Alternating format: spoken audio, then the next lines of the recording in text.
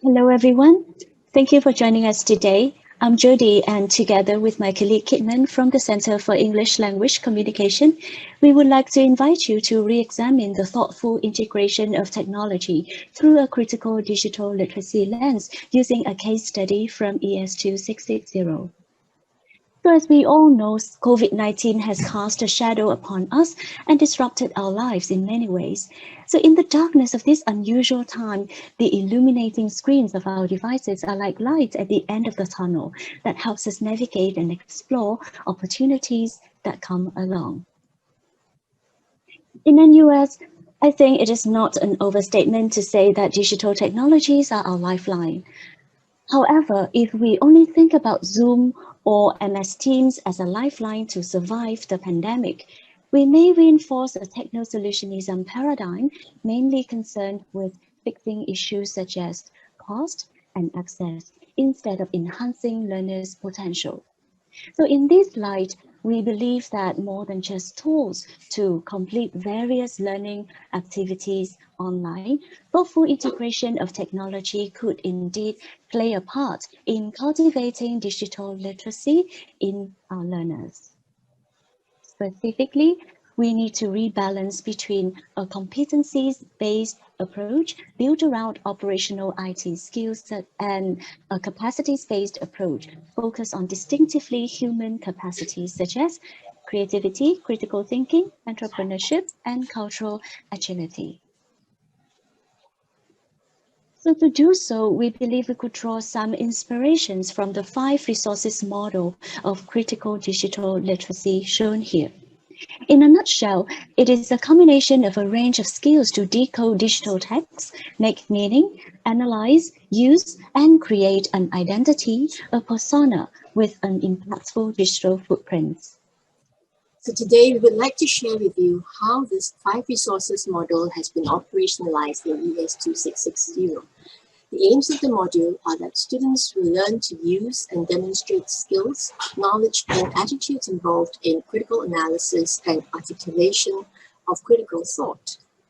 This module is assessed fully on continual assessments for CAs with no final exam. The CAs test a variety of writing and speaking skills, all requiring students to be engaged in most, if not all, of these resources in the 5 resources model. In the first activity, CA1, students have to choose a familiar story or fairy tale, ask questions about the claims, assumptions, or values portrayed in a narrative, and retell it with a twist. So here you see the big bad wolf luring Little Red Riding Hood via text messages. Students worked in groups and were given free rein on the mode in which they chose to retell the story. For instance, they could use PowerPoint with voiceover, pre-recorded or live reading, or even singing. Some used video editing, others just used virtual backgrounds, as you see here on Zoom. Before COVID, many would put up a live skit for the class. CA2 requires students to crack the code of online information. In this group project, we have to devise a rubric to process and evaluate information from digital sources and demonstrate that the rubric works by applying it to 2 sources of information. They show this by writing about it in the project paper and telling us about it in an oral presentation. The last 2 slides showed samples of the rubrics that the students came up with. This rubric has to be something easy to use so that they can apply it to analyze and evaluate any information source online. The rubric also has to be memorable, and that is why they have to come up with a clever mnemonic to help them to remember it. Every semester, we set a different umbrella topic and allow the students to choose a subtopic to focus on. Before the panel, each student reads an article on the topic, then share and read the other articles in the group. Then they hold a panel discussion with the rest of the class as the audience.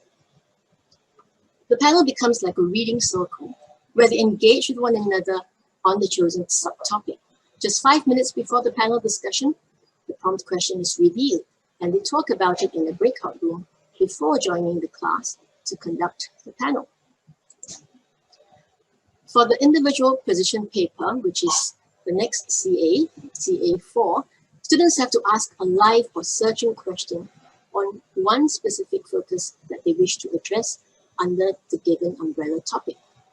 They then take a position to argue for, and some examples are shown here on this slide. It might be argued that this activity has limited involvement with digital literacy apart from the information sources being mostly online texts. What's more important, however, is the process of thinking about the impact of technology on society in order to develop the students as critical and responsible, digitally literate citizens and individuals. In addition to those CA, we have CA called wildcards, because they're called wildcards because students are expected to deliver a 2-minute impromptu speech after analyzing a given prompt with just 4 minutes of preparation time. The topics range from technology to general knowledge or communication skills and critical thinking skills. Then we have class participation. Now, this is especially challenging for online sessions, yet it is precisely because the sessions are fully online that the using and persona resources in the model were the most relevant, as both tutors and students explored and utilized a range of methods to keep the sessions interactive. So from the post-course survey, elements of critical digital literacy such as decoding, meaning making, and analyzing are also observed in this comment, where the student acknowledged a change in the way he or she processed online information.